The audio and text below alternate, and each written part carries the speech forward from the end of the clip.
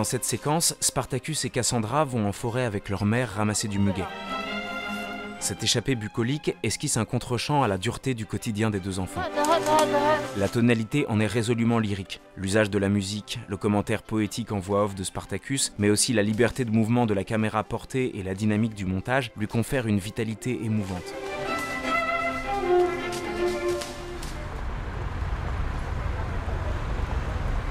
Au miroir de la ville et du campement, toujours cadré en plan serré, la forêt symbolise un espace sans contrainte ni limite, un territoire où l'on peut aller librement. C'est aussi le monde enchanté des contes qui permet à l'écriture documentaire du film de s'échapper vers la fiction et la poésie.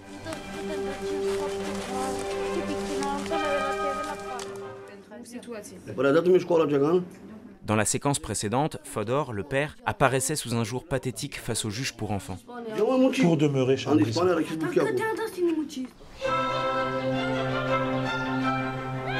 Ici, Lamila, la mère, émerge de la profondeur du champ, dansant et riant sur un petit chemin de terre au milieu du bois verdoyant. Tout le monde dit qu'elle a une maladie incurable.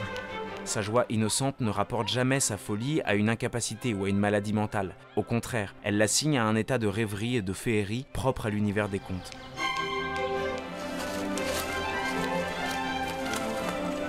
Du jour au lendemain, ma mère n'en riait plus du tout. La voix de Spartacus ébauche un portrait sensible de sa mère, reprenant ainsi un procédé d'écriture collaborative récurrent dans l'ensemble du film, dont le montage alterne des moments d'observation et des fragments plus subjectifs, propre aux perceptions et émotions des enfants. C'est comme si d'un coup, elle avait vu la tristesse. Ici, la poésie du récit introspectif de Spartacus défait les idées reçues et les jugements sociaux à l'encontre de sa mère. Ma mère n'est pas folle. Il n'y a rien entre son cœur et le monde.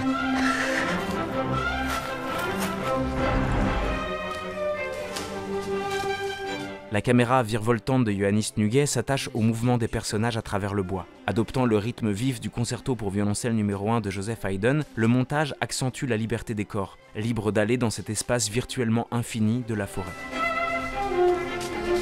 Dans un beau travelling à travers les arbres, la caméra suit la course légère de Spartacus.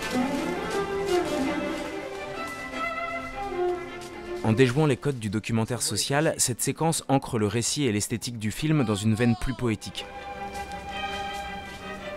Les jugements sociaux et les archétypes y sont désavoués au profit d'une vision fabuleuse de la relation des personnages au monde.